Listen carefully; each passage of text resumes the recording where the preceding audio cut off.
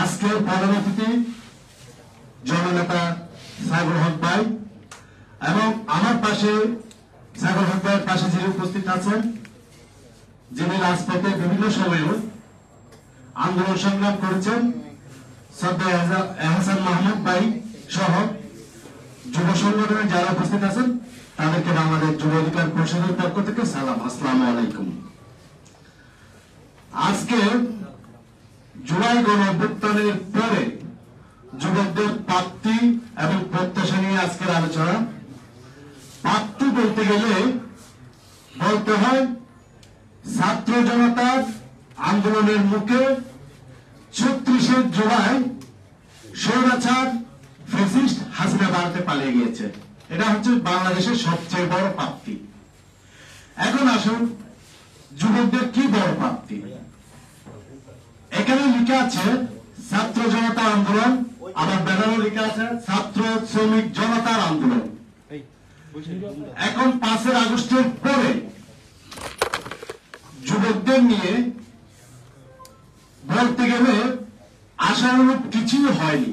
কিন্তু কি জুলাই আন্দোলনে যারা শহীদ হয়েছেন, যারা জীবন দিয়েছেন, রাজপথে বেশিরভাগ জীবন বাজি রেখে যুদ্ধ করেছেন, আহত হয়েছেন, বেশিরভাগই কিন্তু কি যুবক।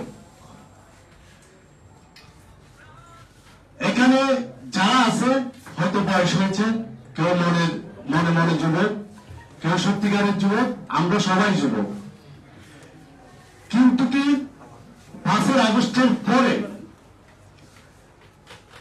যুবকদের নিয়ে এই অন্তর্বর্তীকালীন সরকার, বিভিন্ন যুব সংগঠন আছে যারা যুবকদের প্রতিনিধিত্ব করে বা যারা যুবকদের নিয়ে কাজ করে বা ক্রিয়াশীল যুব সংগঠনগুলোকে নিয়ে অন্তর্বর্তীকালীন সরকার একবার বসেছে বা কোনো কিছু আলোচনা করেছে।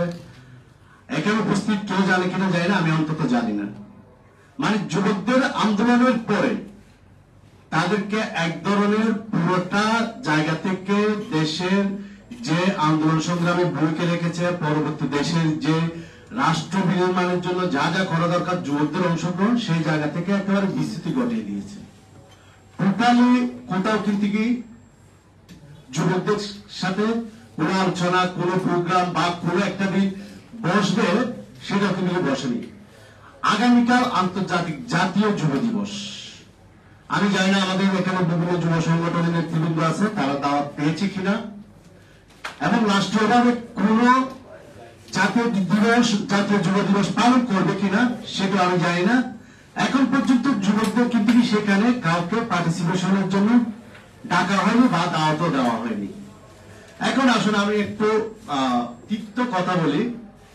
আমরা বাংলাদেশ যুব অধিকার পরিষদ ২০২৩ সালে ৬ জানুয়ারি যুবকদের জন্য ৭ দফা নিয়ে কর্মসংস্থান, ৭ দফা নিয়ে আন্দোলন করেছিলাম।